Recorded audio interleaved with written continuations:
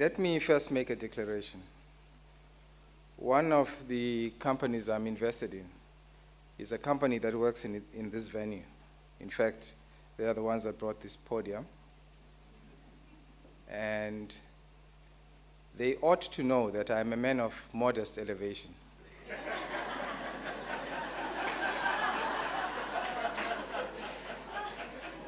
And so my podium usually comes with a stand that they seem to have forgotten today. Somebody's going to be in trouble. It's Women's Month. So let me take the time to wish the women in the house a happy and a memorable Women's Month. I was reminded by the chair of the AU, Dr. Nkosinathi Biko, at one of the Steve Biko Memorial Lectures, that there are 7 billion people in the world, but there are only 2 types of people. 3.5 billion women and 3.5 billion born of women. So all of those who are born of women, please stand up and let's clap for our women.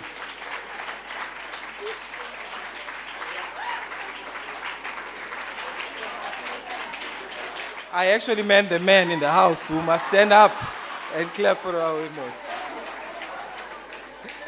Of course, we clap not only for being born of women, but we clap for the leadership that women provide on a broad range of fronts in this country and the world. Now, rarely am I excited by invitations to speak. And I've had the fortune of doing them for many, many years. But it's not because ideas in and of themselves are not exciting.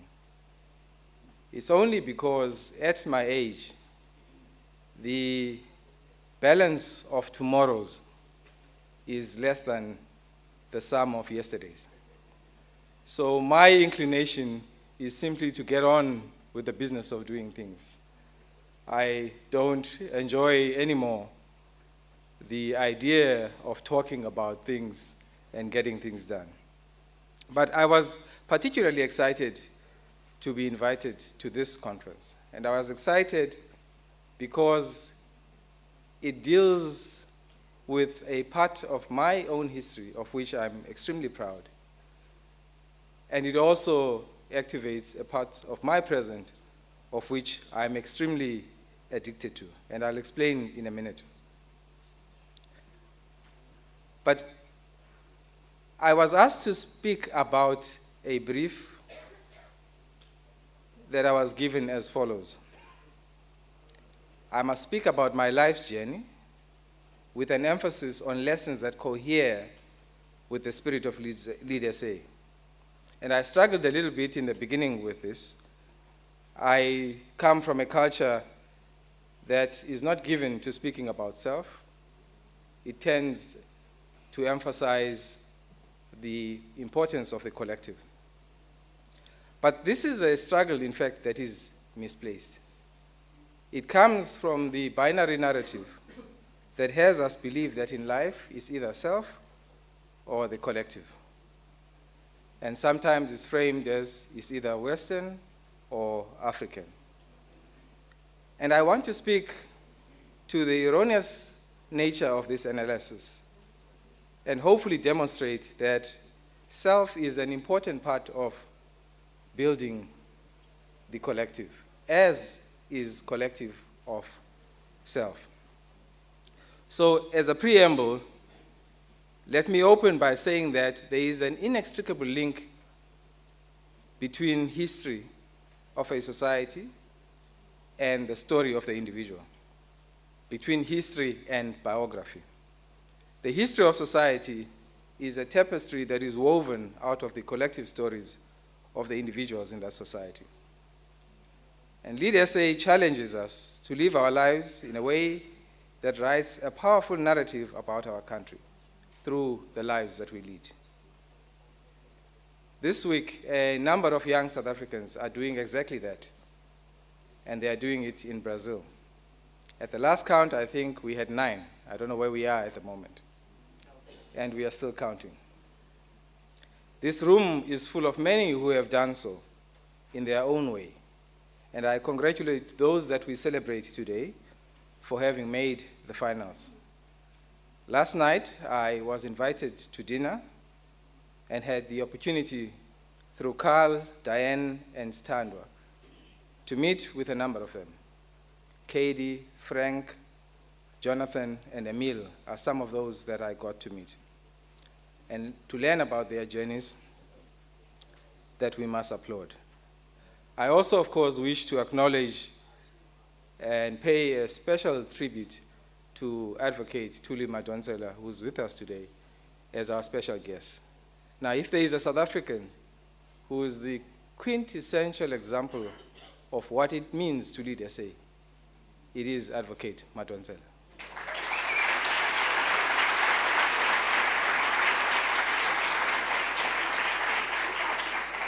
So having interrogated the brief, I then submitted a title that said, After You, Beyond the Culture of Self. I said earlier I was elated by the invitation because it brought back memories of a history I'm fond of. Many, many years ago, I had the privilege, in fact, of working for Prime Media. I had just completed a stint in the print media and subsequently set up a company in broadcast media where we were producing television programs for youth. And I was very interested in the convergence of print and the broadcast media on the internet platform. It was in the early 90s with the advent of the internet. Prime Media at the time was also trying to roll out their success with publications, physical publications, on the internet platform. And so I got an opportunity to work with some of the brightest of the bright. We were first selected to help found iAfrica.com, which is the consumer portal. And then a group of us, about 6 of us, were selected to help establish Metropolis Transactive, which was the business-to-business portal of Prime Media. And I worked with a dynamic lot of young South Africans, Dion Cheng, Michelle Cheng, and the two were not related. I worked with guys like Angus McLeod, Mark Tepnek, and it was truly an inspiring time. We were young, we were curious, and we were keen to push the bounds of what was possible. And we were working under the leadership of Tim Spira and a very bright fellow called Jason Xenophilos. And I only left this environment in 1998 in response to a higher calling to found the Steve Biko Foundation. Now, I know that I was invited in part to speak about the foundation, but I'm drawn to the narrative, in fact, that played out through Prime Media. A little about the foundation. Around 1996, we began to look at what was happening with the new spaces that had opened up as a result of 1994, and found that young South Africans were still, despite the fact that the wars of apartheid had fallen, still managing themselves out of these new cultural, political, and economic spaces that had opened up. And so the foundation was established really as a leadership development organization to build a sense of self among these young South Africans so that they could occupy these new opportunities that were coming up. It continues to this day, and we've built a wonderful team of around 70 young people between Johannesburg and the Steve Biko Center in King Williamstown who are doing vibrant work. But I want to go back to my days at Metropolis and Prime Media. So even as it was quite possible to get lost in the excitement of it all, we were being paid big money. We were being awarded attractive share portfolios as part of the retention strategy. We were pioneers who were celebrated by their friends for being in an industry nobody knew anything about. In fact, the average age of CEOs in that space was about 27 years. I remember going to a function in celebration of the life of Advocate George Bezos, who is in the legal profession. And I remember looking at these old toppies in that industry, in the legal profession, and comparing them to the CEOs in that which was the young industry I was in. But there was a question that was bothering me all the time I was with Metropolis. The business, of course, was about conquering the virtual space. And I was quite worried about what this business meant to ordinary South Africans. At the time, we had no more than 350,000 internet users in South Africa, a very small minority. At the moment, I believe we have about 28,000 people who are transacting through the internet compared to the 350,000 at the time. So, as much as our business was about conquering a share of the virtual space, it was important that it could not be indifferent to what surrounded us. And it could not be blind to the millions of people whose lives and whose lived experience was on the opposite spectrum of the dream that we were living. And whereas technology offers opportunities for humanity to advance itself, it does also present a challenge in that it has the capacity to reinforce the existing social caste. And so, mindful of all of these, I carved my role out as follows. I became the e-commerce product manager at Metropolis. And I chose two products to focus on. The first was education.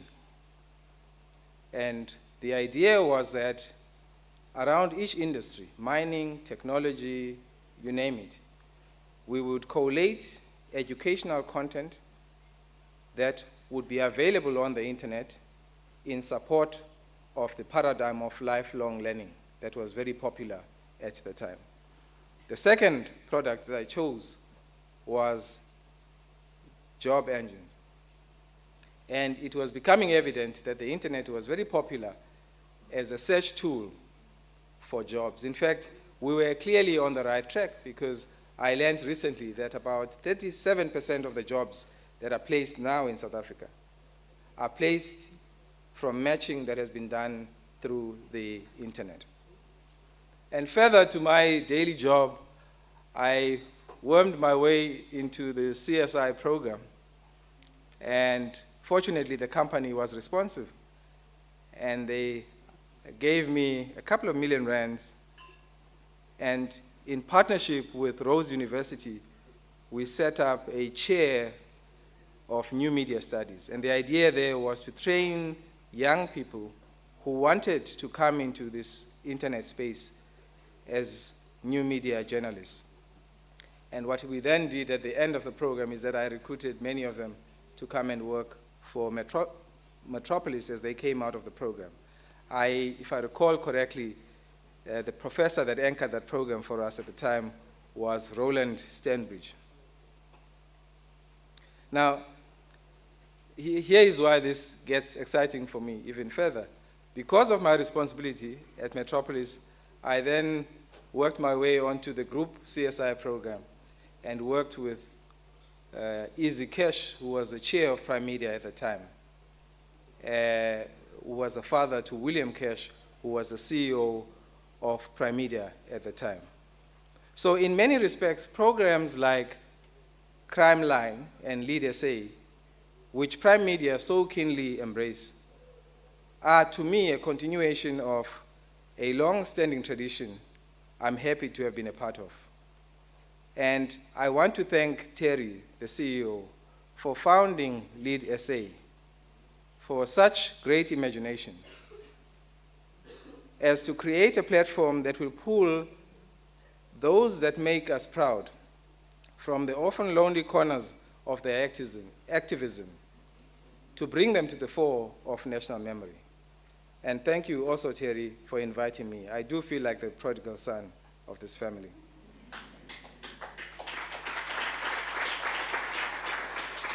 There's a second reason I was excited, and that reason has to do with a fellow called John Robbie. Now, those of you who listen to 702 will know that John plays in the morning between about 6 and 9. I was not always a fan of John Robbie. And indeed, I owe him a tribute, because he is the one that brings alive the Lead SA program for me on a daily basis. I got to know of him by sheer happenstance. Tim Modise had crossed as a broadcaster from SAFM to 702, and their programs were back-to-back. And I can't recall who came first. All I know is that if you were too keen, otherwise too slow on the dial, the one would lead you to the other. And so I happened upon this fellow called John Robbie. John, around then, had done an interview with the late Minister of Health, Dr. Manto Shabalala Msimang, which became a very infamous interview. John is in the habit of addressing people in their first name. And clearly the minister had had a tough day at the office, and John was not making it easier. And so midway through the interview, she bellowed, "I'm not Manto to you." And so the narrative that emerged out of this was, here is this hard journalist with plenty of attitude. And of course, my own diminished appetite for John came out of that narrative. But over many years, I've had the opportunity of listening to him. And I've heard him say to people who address him as Mr. Robbie, to, and I quote, "Simply call me John." I'm always amazed at his keenness to take matters beyond journalism into the realm of humanity with his usual, and I quote, "Let me put you back to my producers. We'll see what we can do." He never closes a difficult conversation where somebody is in need before he takes it to the producers to see what we can do. I'm inspired by his preference for constructive conversations other than gotcha journalism. His usual retort following an interview is, "I see your point." This is an interview where he has differed with someone, a sign of someone who retains an open mind, committed to conversation not for the sake of winning, but because it has intrinsic value. I still do not always agree with John, but I can assure you that the differences I have are or run no further than the issue at hand. My point about this story is that we often hold very strong views that cannot be empirically substantiated. To many, Madiba was in the 1 week the embodiment of evil, Black Pimpernel, and whatever else that was could be imagined. And in the other week, those very same people, had they had the opportunity to shake his hands, would not have washed their hands. Well, like those people, I do not step into the shower before John Robbie preambles my day for me every morning. But such is the nature of bias and of bigotry. It thrives abundantly on the most shallow presuppositions. So to John, for all my sins in the past, may you live for many years to lead SA.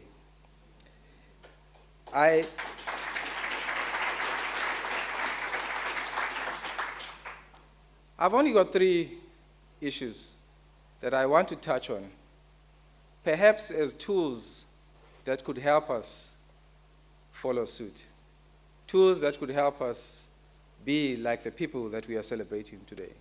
The first is the South African Constitution, and it is at the center of my own political outlook.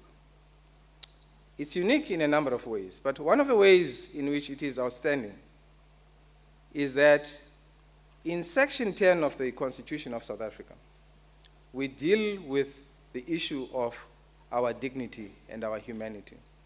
And it states that everyone has inherent dignity and the right to have their dignity respected and protected. And then in Section 36 of the Constitution, it deals with the issue of the limitation of rights, because all rights are limited. But two of them are not by the Constitution. The first is the right to life, and the second is the right to dignity. And so it asks the question, to what extent are these rights to be protected? And it answers by saying they are inviolable. The right to life and the right to dignity. And so we can make of that it is the intent of the founders of our democracy to have us live a dignified life as South Africans. The Constitution, at least the letter of the Constitution, gives us this benefit of this dignity up front by virtue of our birth. But it's in understanding the spirit of the Constitution that we get to understand the true riches of our Constitution. The spirit of the Constitution makes an even higher order assumption. It assumes that now that you are deemed a human being who is entitled to dignity, who is entitled to humanity, we also expect of you to live out that humanity. And you earn it over the course of your life. We expect of you to make contributions rather than withdrawals to the repository of our collective humanity. Now, in these days of fancy financial instruments, we probably don't know the old arrangement which used to be called lay-by. I don't know if you remember that, right? But in the absence of that, let us at least think of our humanity as prepaid humanity, right? The value of a prepaid coupon is that it guarantees the buyer value that is locked in that coupon. But it also transfers the risk to the buyer very immediately and the responsibility to look after that coupon, right? And if you lose the voucher, you can't go back to the vendor. If you download data, you will not enjoy much. You will come short. If you wash it with your laundry, of course, you will not be able to access the value. But if you are judicious, you may enjoy longer conversations, even when others have long been disconnected. And the spirit of the Constitution challenges us to be judicious with that which the founders of our democracy entrust us with in the letter of our Constitution. Now, let me explain it a little different. We are citizens of South Africa. We don't live in space. We live in a very defined territory. And that territory is the same territory over which our collective Green Books has jurisdiction. So the zone or the site of activism for us, the site for living out our humanity is, of course, the country in which we live in. Now, this being the case, none of our national challenges that face us should ever want for ambassadors without us activating our citizenship as agency. Poverty, crime, the vulnerable members of our society, education, health, racial and religious intolerance are some of the critical challenges for which South Africans require an energized citizenry. And it is to these and more that initiatives like LeaderSay make the call for leadership. I want to touch on culture, perhaps, as another fertile area from which to harvest tools for us to lead SA. And I must say that we must bemoan the fact that we haven't embraced all of our languages in the way that we could as South Africans. Language is a site of memory. And embedded in our collective languages is this rich wisdom that we could harvest and bring to bear. And one of the issues that we talk about all the time is this issue of Ubuntu, right? But believe you me, much as we may talk about it, I believe that we talk about it in a bastardized way. We talk about Ubuntu as, in the pacifist sense, as if it should be devoid of any agency. And Ubuntu requires us to come to the party, to take our place in the circle of humanity, and to be active agents of change. I'm being given a time warning, so I will not spend too much time. I just want to round off that it is in taking our place in the circle of humanity that constitutes what it means to be South African. There is a Brazilian philosopher, Paulo Freire, and he gives us a wonderful summation of what it is that I'm trying to say. He says, as human beings, you can live at the level of of primitive consciousness, right? Primitive consciousness is the consciousness of animals. There's no sense of tomorrow. There's no sense of yesterday. You are just a consumer. And the narrative that comes out of that is that he came, he ate, and he died. He says we may choose to live at a slightly higher level of mass consciousness. That's the consciousness of youth who want to buy Nike because so-and-so has got it. There is no major deliberation. And the narrative that comes out of that is he came, he ate, and followed. But he encourages us to live at the level of critical consciousness. And it's an involved level of consciousness. It's a consciousness that says we cannot and should not take all the time and take at all costs. It's a consciousness that says we should ourselves be contributors.